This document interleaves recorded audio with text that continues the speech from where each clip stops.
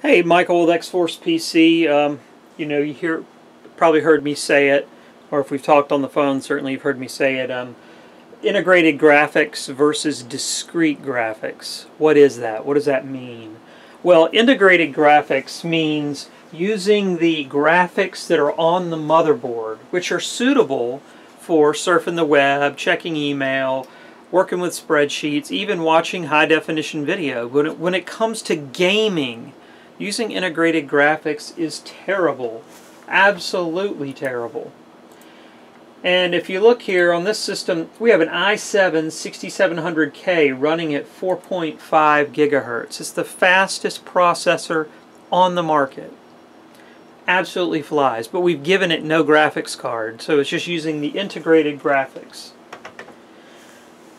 And so when we talk about discrete graphics, that means a separate video card, like this one here. This is a GTX 980.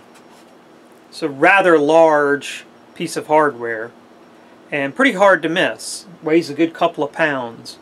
And so that's what we mean when you have a discrete graphics card, and that's where the magic is. So what I'm going to do is I'm going to run one of our burn-in pieces of software called the Heaven Benchmark. Uses DirectX 11, and I've got all the settings maxed out and on a 1080p display. And you're going to see here, it looks kind of like a slideshow. We're getting 4 frames per second. 4 to 5, or mostly 4 frames per second. I mean, obviously if you're trying to play a game at 4 frames per second, it wouldn't be very effective. Or fly a flight simulator or whatever you might be doing.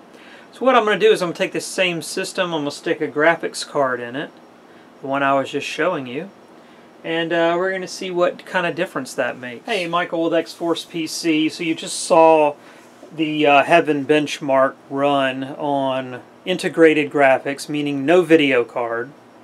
And now I've taken the exact same system. The only change I've made is I've stuck in a video card. Happens to be a GTX 980. It's one of the faster cards available today. But there is a faster card out there, the 980 Ti, and if you're watching this video several months down the road, there may even be several more faster than the 980, but at this time it's the second fastest NVIDIA graphics card. So we'll open up the same benchmark with the same exact settings and see what kind of difference. If you recall, we were getting 4 to 5 frames per second without the video card.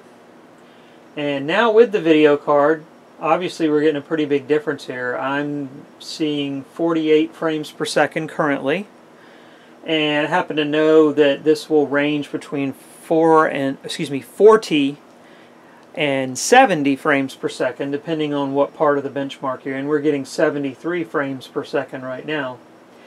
So the bottom line is, by simply putting in a discrete graphics card, and a pretty decent one, we are now getting 10 times the frame rate. We went from 4 to 5 frames per second to 50 to 70 frames per second, and this is with all the settings maxed out. And this is why the folks at X-Plane, the folks here at X-Force PC, always say you must have a discrete graphics card.